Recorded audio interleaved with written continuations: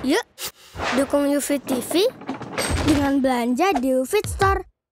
www.ufitstore.com.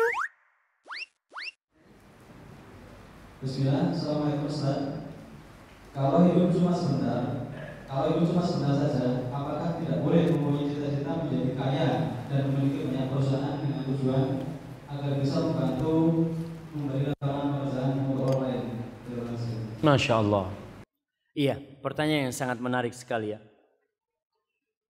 Karena hidup ini sebentar, apa nggak boleh kita punya cita-cita memiliki perusahaan yang banyak sehingga bisa menampung orang, sehingga bisa memberikan manfaat kepada orang? Nggak apa-apa. Asalkan kau tahu bahwa kau akan meninggalkan semua itu. Kita tidak terpedaya. Ana tahu, ana perusahaan ini akan ana tinggalkan. Makanya ana berusaha untuk membuat perusahaan, memberikan manfaat kepada orang. Pahalanya itu yang ana harapkan. Kita lihat Abdurrahman bin Auf, kaya raya. Sekali sedekah 700 ekor onta. Dan Rasul SAW, awal hidup beliau di Madinah, beliau miskin. Dan di akhir hidupnya beliau kaya. Kemudian miskin lagi SAW. Di akhir hidupnya beliau pernah korban jamaah 100 ekor onta. Bukan satu kambing. Ketika haji wada beliau punya rizki, beliau bawa 100 ekor onta, beliau potong di Mina. Dipotong sendiri 63 ekor.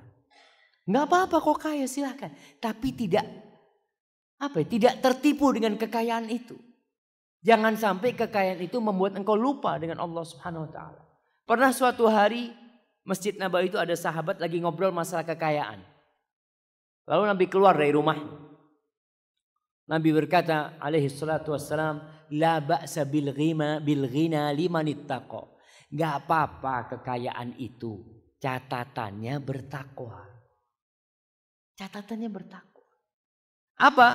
Bertakwa itu harta yang didapat, kekayaan yang dia tumpuk itu akan membantu dia semakin dekat kepada Allah Subhanahu wa taala. Tapi kita lihat kekayaan yang dipegang oleh orang enggak bertakwa. Dengan hartanya dia berzina. Dengan hartanya dia sabu-sabu, narkoba. Dengan hartanya dia minum-minuman. Ketika kekayaan itu tanpa ketakwaan. Jadi kaya itu boleh, silahkan. Dan harapan kita umat Islam kaya semuanya. Zuhud, istilah zuhud. Zuhud itu bukan berarti orang miskin. Ada orang yang miskin yang mungkin dia kerjaannya sangat hina. Tapi hatinya cinta sama dunia. Tapi ada orang yang kaya raya, yang memiliki perusahaan banyak. Tapi dia orang yang paling zuhud terhadap dunia. Zuhud itu artinya meninggalkan sesuatu yang tidak bermanfaat di akhirat nanti. Kalau kekayaan ini bermanfaat, kalau saya buka perusahaan 1, 2, 3 bermanfaat buat akhirat kita, ini orang yang zuhud. Karena dengan dia kaya raya dia bisa bangun masjid. Dia bisa bangun pesantren. Dia bisa menampung anak yatim. Dia bisa berbagi dengan masyarakat. Dan ini sebagai sarana dan bukan tujuan. Tujuan kita tetap akhirat jemaah. Dan kita tahu semuanya bakal mati. Coba tunjukkan orang paling kaya se-Semarang. Kemana dia sekarang? Sudah banyak yang mati mereka. Kita lihat Indonesia. Siapa dulu pemimpin Indonesia? Bapak Soekarno. Kemana Bapak Soekarno? Cerita. Dulu ada orang namanya Soekarno. Dulu. Sekarang gak ada. Kemudian ganti Pak Harto. Berapa tahun Pak Harto memimpin? 30 tahun lebih. Sekarang kemana Pak Harto yang kaya raya? Bapak Presiden kita nggak ada.